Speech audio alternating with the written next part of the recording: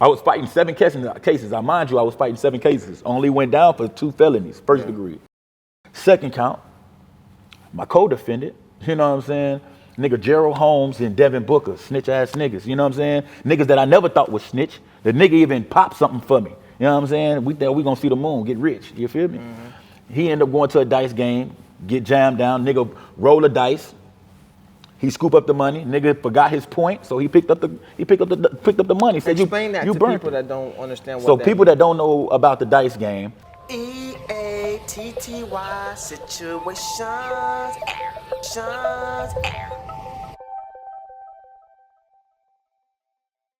if you roll a dice and you don't remember your point, and then somebody else you burnt your bread. You burnt your bread. You can't roll again, roll the dice, and then pick up your money. You know what I mean? You got to pick that shit up off from jump. Homeboy ain't pick up the bread, so my co-defendant, you know what I'm saying? Shout out to G Herbo, he kept it solid. Devin Booker, boy, you a pussy. Yeah. So he done snatched up the bread, and homeboy was like, nah, give me my money, I hit my point. He was like, nah, nigga, you done burnt that bread, right? So. Nah, you good. For sure, for sure. Security over there, bro, you good. I bet, you know what I'm saying? Loud sounds and shit, you know what I'm saying? PTSD like a bitch. So, long story short, he upped the Thule on my co-defendant face. Give me the money. Like, nigga, you about to give me my bread. I ain't burning shit, nigga. It's 13 niggas in the house. So my co-defendant was like, you know what? Fuck it, nigga, you gonna have to kill me. They was like, nah, we ain't gonna kill you behind $10, nigga. Get the fuck up out the crib. So my co-defendant called me, was like, hey, these niggas John down on me, nigga. So shit, what I do, being a real nigga, a rider, nigga, I pull up on them, they walking on the side of the road. I pick them up. I asked them, nigga, I was like, well, nigga, what happened? He said, nigga, shit, I wanna, you know what I'm saying, go down, drive down on them niggas, you know what I'm saying? I wanna rob them niggas. They up the Thule on my face. He said, there's 13 niggas in there at the dice game, loaded with bread, you know what I'm saying? So I'm like, shit, say less. What are you thinking at this time? Shit, say less, let's go get it. That's the only thing on my mind, get rich or die trying. We finna go get everything, finna wipe the city clean. Why was he gonna do that when we was just going on the right path? I took him to an acting class the week before. Every dollar, nigga, from the ones to the hundreds, man, we want it all. You know what I mean? So, took him to the house. We got dressed, all black. Go back over there, kick the bitch down. By the time we got there, Do your heart race before you kick the door? Do you like you have the gun? You can walk in, they can shoot. Like, what do you like? What is the mind state, the mentality that you have to have? Man, that's a good question. You know what I mean? That's a damn good question, bruh. But the only thing I can't tell you for the next man, but one thing, you got to be brave. You got to be courageous. You know what I'm saying? A lot of people, you ask a totally different person, you're going to think that they're going to say, you got to be stupid. You got to be dumb to do it. Yeah. But really, you got to have balls to do it. You know what I'm saying? You got to have sense to be able to orchestrate a mission like that and to be able to pull it off. For one, you got to have heart. You got to have heart to pull off the capers that you're contemplating. You know what I'm saying? That's just like the same thing as creating any business. You got to have heart and be fearless to be able to even embark on a journey like that. And then you got to have the mind to be able to execute it. Mind to execute what he's doing is psycho. So the same qualities it take to run a business is the same qualities you need to go run up in a nigga house. You know what I'm saying? But in my mind, at that same time, when I committed those actions, the only thing that I saw, I knew my end, you know what I'm saying? Whether it was dead or in prison, I just didn't give a damn, you know what I mean? Because what I was fighting for was bigger than those options, those consequences, you know what I mean? So you pull up to the house with the 2 guys. Yeah, so we kicked it down. They trying to orchestrate a play, how we gonna go up in there. I just said, follow my lead, kick the door down. APD, nobody's in the house but mom, auntie, grandma. Grandma got put in the closet. Grandma got laid down on the ground. Mom and auntie got put in the closet. All the kids got put in the room. So by the time I make it to the back room and see that none of the niggas was in there, I'm like, man, abort mission, nigga. We gotta get the fuck up out of here. None of these niggas in here. So they still rummaging through the nigga shit. Knocked over a Jordan shoebox. You know what I'm saying? It fell. A whole bunch of money fell out. So we start knocking over we stay up in there, start knocking over all the shoeboxes, bruh. You know what I'm saying? We end up finding some peas, like a little over 4 peas in one. Couple thousands of bottles of pills, you know what I mean, and a shitload of money, you know what I mean. We end up escaping with a little over 20 racks, you know what I'm saying. So $20,000. $20K, one play. So to get this a little right, 20 balls, something slight. Y'all bust inside the house. The guys were not there anymore. Right. Niggas was gone. Right. And the grandma, yeah, the mom, and who else? The auntie and kids. And the kids. Yeah. So, how did you feel when you seen them though, bro? Like, I know that you was in your mode, in your mission, but like, Yeah. they had nothing to do with it. Immediately, the whole time, it ain't nothing on my mind but money. You know what I'm saying? So once I seen them, I'm like, man, fuck it. You know what I'm saying? That's not what the play I got. You know what I'm saying? I heard that it was 13 niggas in here rolling dice. I'm about to take them down. So once I seen family, I'm like, you know what I'm saying? We got to go. You know what I'm saying? The money ain't here. Yeah. You know what I'm saying? They didn't want to leave. Like, they already had the ups on the whole play. Yeah. Maybe to this day, bro, I never know. But maybe they lied to me to get me to go in there. Maybe that other story never happened, bro. Maybe it didn't. The streets is treacherous. Yeah. You know what I'm saying? They probably finessed me to have, you know what I'm saying, to go up in there with them because they knew that my mentality. That you would see. Right. You know what I'm saying? That you never could be know. True. You feel me? Yo, the streets is crazy. It's crazy, B. So we end up doing that shit. Do you think that is what it is? Hey, man, it could be, possibly. To this day, I never know. You know what I'm saying? I would never know. So we end up going up in there, man. They start knocking over the shoe boxes. We find everything. We run out with it. You know what I mean? So I was fighting 7 cases. I mind you, I was fighting 7 cases. Only went down for 2 felonies, first degree. Fighting 7 cases? I'm barely fighting my sleep. You know what I mean? And So what happened after y'all left? when we left, man, we hopped in a Durango. You know what I mean? Big white Durango that I had sliding in, bro, which is crazy, man. Hop in the truck, burn off. I hop in the back seat in the 3rd row. They throw everything back to me. You know what I'm saying? I count everything, see what was what, wrapped everything up. Wait till we got back to the little shorty trap house in French Embassy Apartments, the projects. We go over there. I gave her $100. She let us use her apartment. We gap everything down. You know what I'm saying? Instead of everybody going their own ways, you know what I'm saying? They continued to rock with me because they seen how official a nigga was. You know what I mean? Okay, so,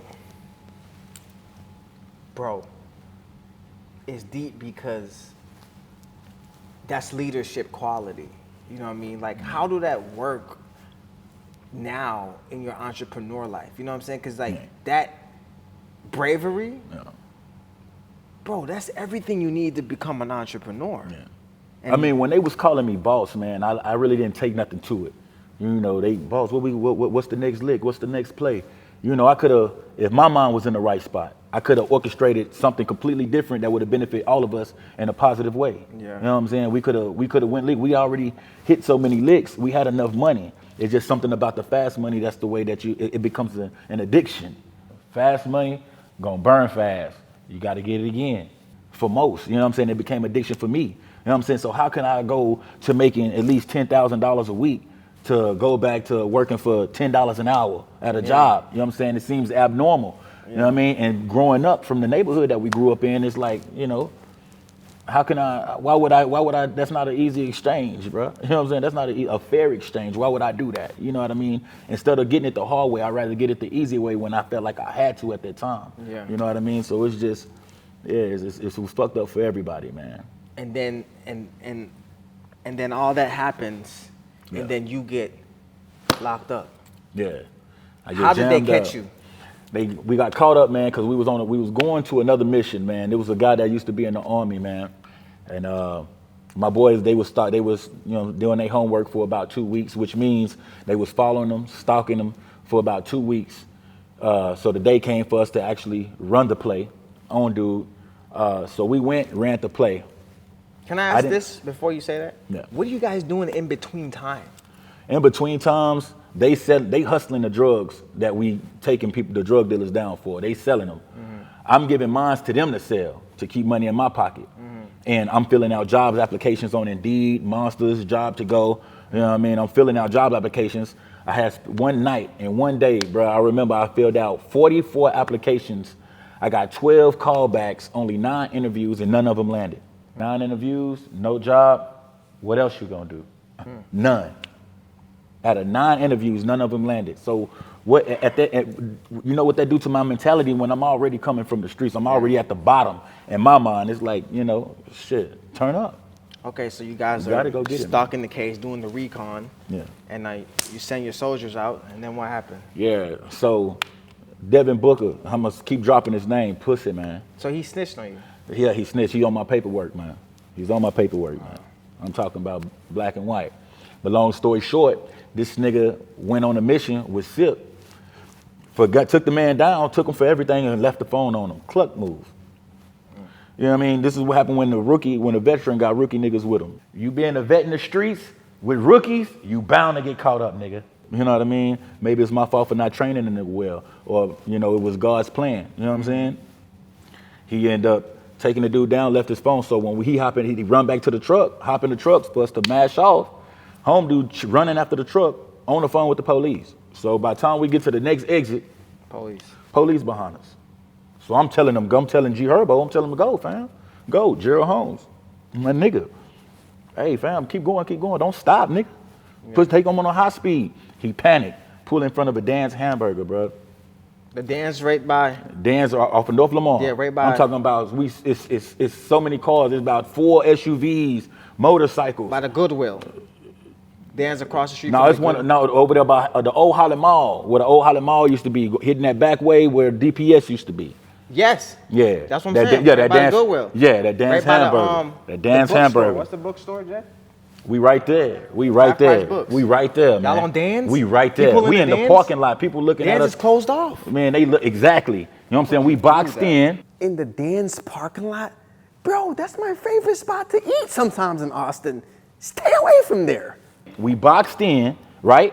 Daytime, nighttime? Man, no, it's daytime. It's broad daylight. We boxed in. People at Dan's Hamburger, they looking out the window. They draw the whole truck down. ARs, shotguns. There's nothing but red dots on everybody. You know what I mean? They panic. They hop out the car, listening to the instructions, following the orders and whatnot. What do you know what I thinking mean? at this time? I just lean the seat back. I'm panicking. I'm just like, okay, we already jammed down. We don't need to catch no more charges. So I'm grabbing all the coke that we had, you know what I'm saying, from the plays that we got. I'm grabbing all the coke. I'm stuffing it in the vent. You know what I mean? I put the weed in one bag. All the weed that was sacked up, I'm putting it in one bag because in my mind I'm thinking, if it's multiple bags, they can hit you for manufacturing and deliver. You know what I'm saying? If it's in one bag, you can say that's your own personal smoke sack. So I'm doing that. I'm just thinking. I'm thinking while this whole time, like we already gone. They're panicking. They already out the truck. How do you think under pressure like that? Because I already knew my fate, man. And the thing about it, man, I think one of the most dangerous men in the world is when they can see or visualize their end and they are comfortable with it. What could you do to a man that find pleasure in his pain? A nigga that find pleasure in pain, what kind of pain could you cause him? Isn't that your book? No, not at all. But it's somewhat similar.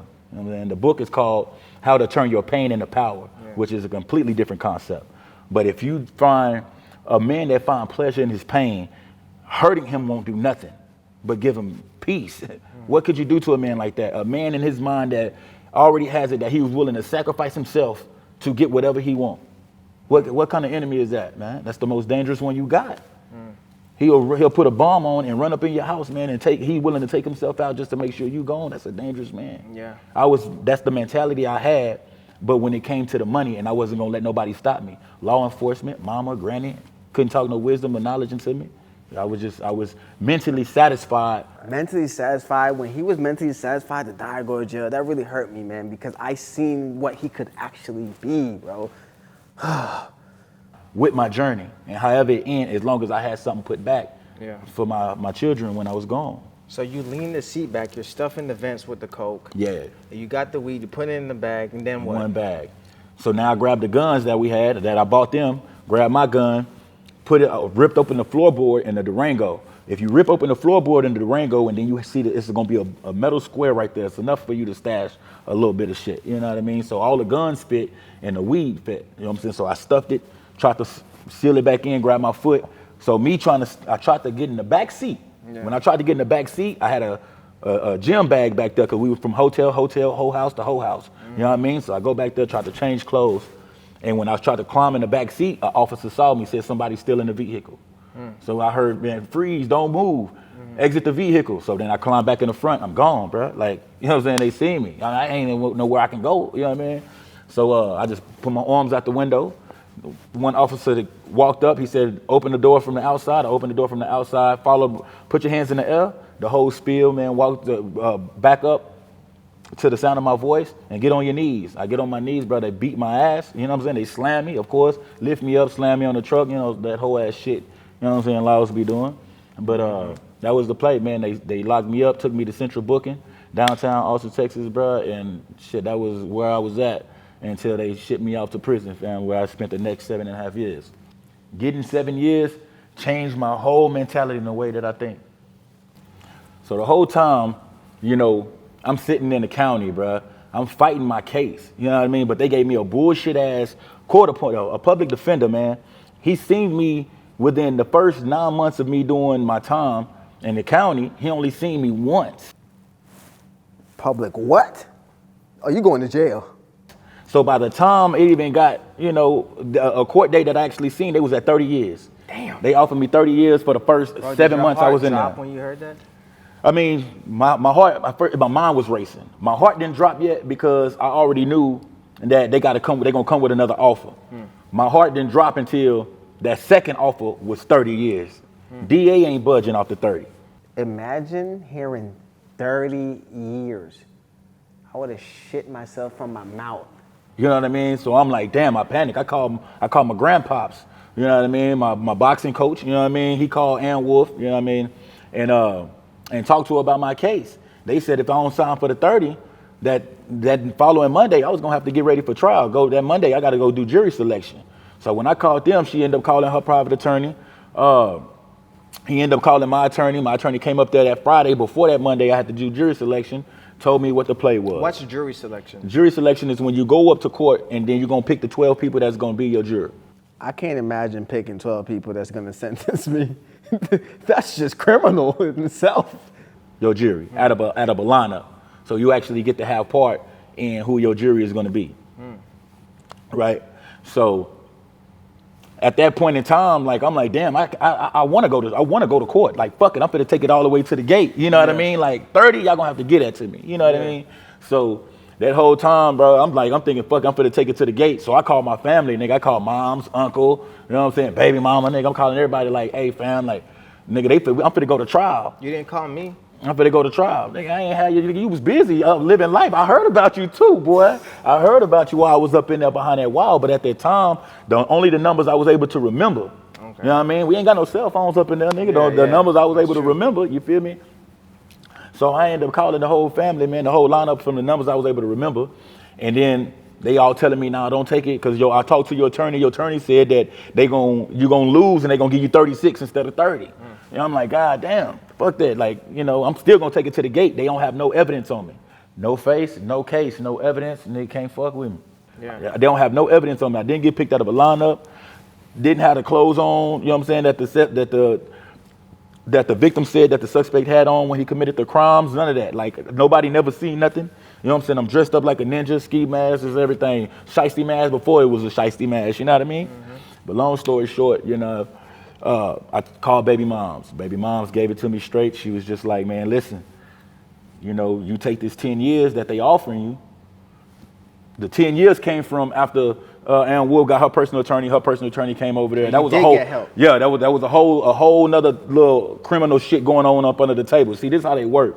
So instead of him being retained, he stayed my court appointed with an additional $10,000 that they paid, which is supposed to be a retainer's fee. Never did it. He just stayed my court appointed, so he getting a check from the state and he pocketed the $10,000. But we paid $10,000 ultimately to give me 10 years. So that was the offer. So I was like, fuck, I ain't finna take none of that shit. I want to go home, you know what I'm saying, with probation. You know what I mean? So long story short, I called baby moms. Baby moms was like, look, the 10 years that they offering you, you know what I'm saying, you can come home, your daughter still be young. You can get out, you know what I mean, and still make something of yourself.